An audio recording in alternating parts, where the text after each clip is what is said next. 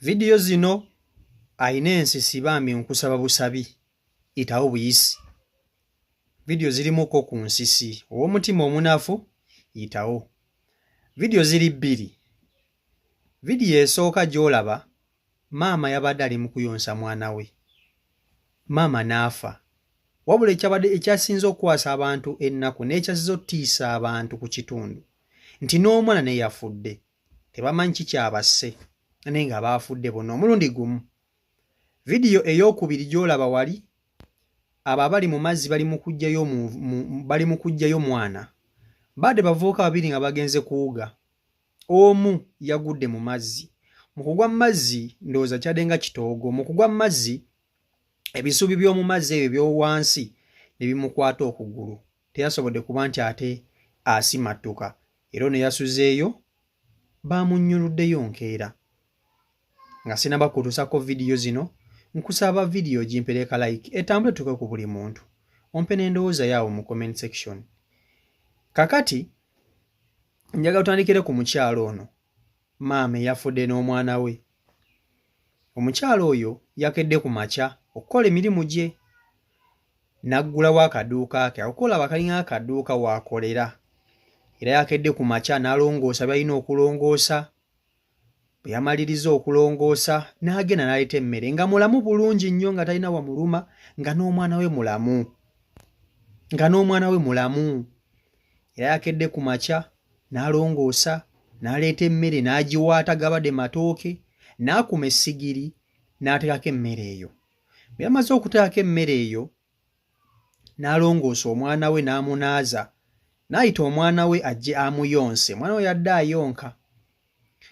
Abantu ababadde okumpi balabye omukyala ali mu kuyonsa mwana agweri awunzika omutwe aguteeka wansi okujja okumukeberako ng'omukyala yakutuse dda. Wabula ekyabamaze enviiri ku mutwe nti n'omwana gwe yabadde ayonsa baamusanze ku ttaka nga n'omwana yagudde nga yafudde. Kasooye nkutuseko vidiyo eno naawe ogirabireko. Tuli wano eno bannaye omukazi gwe mulengera ono omukazi gwe mulengera gwendi obbalage wano eno omukazi abadde ali mu kuyonsa mwana ku makya ga leero gennyini akedde mulamu talina bulwadde bwonna abadde ali mu kuyonsa mwana bannaye omukazi afudde nga omuli omulaba bwe muti omukazi afudde n'omwana we ono wansi naye afudde abadde ayonsa mwana bonna bakutusirumu omukazi yasoose okutuka omwana naye n'agwa wansi n'akutuka. Kati banawe babutuwa oba kiki simanyi na kumanya ng'omukazi yakutuse. Obulamu bw'ensi bwo muganda wange bwo bwa nnyaanya. Omukyala gw'olaba bwe yafudde kikutuko. Awo tebamanyi kikyase mukyalo oyo oba bwabadde butwa. Teri amanyi oba Mukama Katonda. Ekyasinze okusobera abantu nti omukyalo oyo n'omwana we yafudde bambi. N'okeera ku makya ng'oli mulamu, n'okola emirimu gy'olina okukola, n'olongoosa awantu ow'okolera, era omukyala bw'atyo bwe yakedde ku makya bambi nga mulamu bulungi nnyo nga talina wamuluma. N'akola emirimu gye, n'alongoosa balina okulongoosa, n'anaaza omwana we n'amuyonsa, n'ateekako emmere. Kacyayi yakanywedde bulungi nnyo nga mulamu tteke. Teyalwadde, teyakaabye, wabula yafudde kibwatukira kye bayita ekikutuko. Baagenze okuddamu okulaba omukyala ng'omukyala agudde eri okujja okumukeberako nga balaba n'omwana ali wansi yeebase teyeenyeenya, bonna nga tebeenyeenya. Abantu ne beebuuza ki ekituuse ku baana abantu ababiri maama n'omwana nga gwamuka gwaweddemu dda ng'omutonzi abayise maama yafudde n'omwana we. Yabadde amusetudde ndowooza maama omukka olwaweddemu bwe guti. Omwana n'amuta amaanyi gamuggwamu aba takyasobola kuwanirira mwana oyo. Omwana n'amuta. Kate n'omwana ndowooza yagenze okumuta oba omwana yabadde yafudde dda oba omwana yafudde agudde wansi teri amanyi wabula bo baasangiddwa nga bafu. kibi nnyo kibi ddala bambi, kibi nnyo kibi ddala kugamba mulimu enfa gy'otunuulira mu butuufu nga tetegeerekeka ne weebuuza oba kati baafudde ki, oba kati baafudde batya. Naawe kennyini nnyini osobola okukyebuunya oba okukyebuuza n'ogamba n'abantu mu butuufu baafudde ki.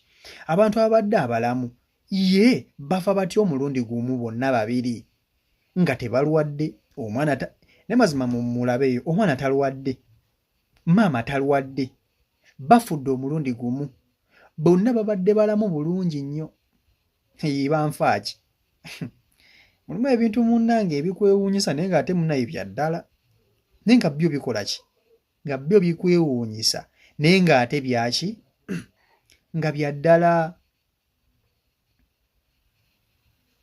Mawulire ga nnaku nnyo naye munnange tuva wa Katonda era tudda wa Katonda. Tuva wa Katonda era tuva wa Katonda.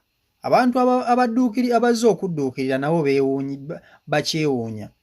Bagamba tebamanyi oba omukyalo ono yasuse kulya butwa, oba maama ono yasuse kulya butwa n'abuwa n'omwana.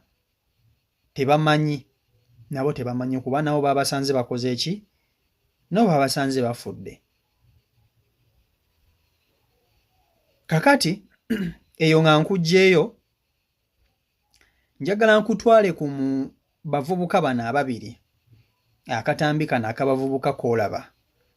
Oyo gw'olaba gwe bannyulula mu mazzi yabadde azze kuwuga era yabadde ne munne.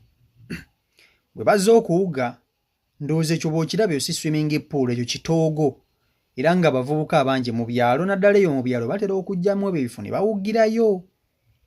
Kakati bwe yazze okuwuga bazze babiri, ono bwe yagudde mu mazzi yalaalidde wansi. Nga bw'omanyi amazzi g'ebyo ebitoogo gagwa gakwata amagulu, ono byalaalidde wansi teyavuddeyo. Munne yakanze kumuyitaayita, omuyitaayita nga akyamulengera. Oli yapapadde n'agenda n'ayita ndowooza be yasobodde okuyita bajje bamutaase. Bwe yamutaasi bwe bazze ono yababuze. Ono yababuze, baamunnyuluddeyo nkeera. Kasooka nkutuuseko akatambi kano okeerabireko n'oluvannyuma tukomewo. Tuli wano bannaaye, omwana oyo yabadde ali mu kuwuga ne munne n'agwayo. Yaguddeyo agenda kugoba kkubo.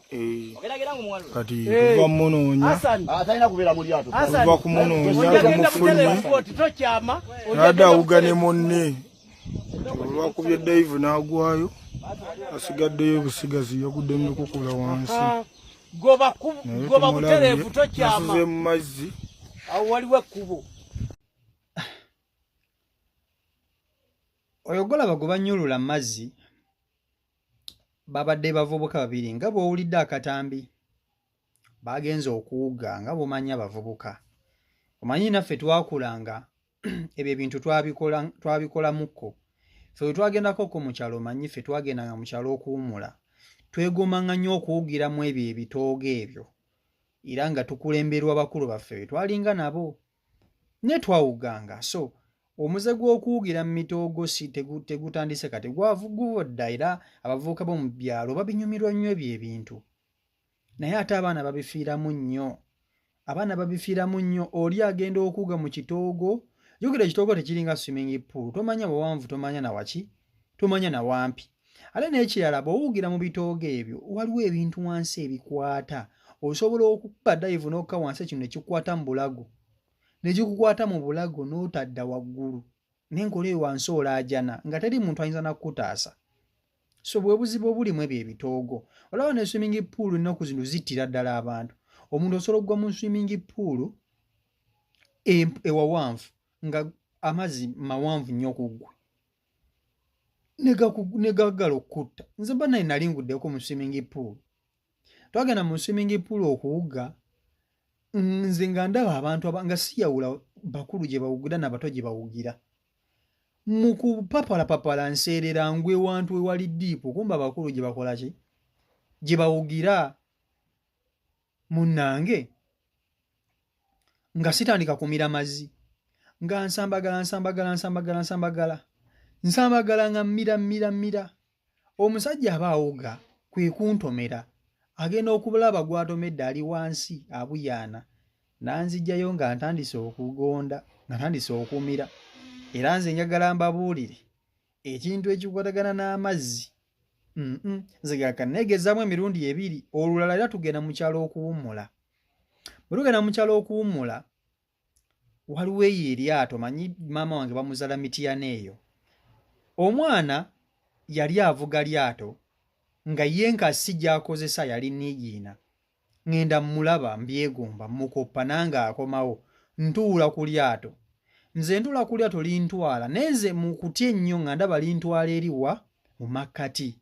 Saalibuuka mu bubuusi n'engwa mu mazzi. Mugwamu amazzi jjukira simanyi kuwuga. Ekitoogo ekyali okumpi kye neekwatako naye mu kugira mazzi wansi nga waliwo agatoogo agali wansi bw'ogalinnyamu ng'ogawulira. Kati mu butuufu bakuba nga y'entuuko yange agatoogo ago ganinkutte ebigere ne sivaayo. Ne neebaza Mukama nasobola okuvaayo ne neesikira ku bitoogo nenzira ku lukalu. Kale nze nno amazzi togannyongera. Siri muntu w'amazzi era nze n'eryato twayawula.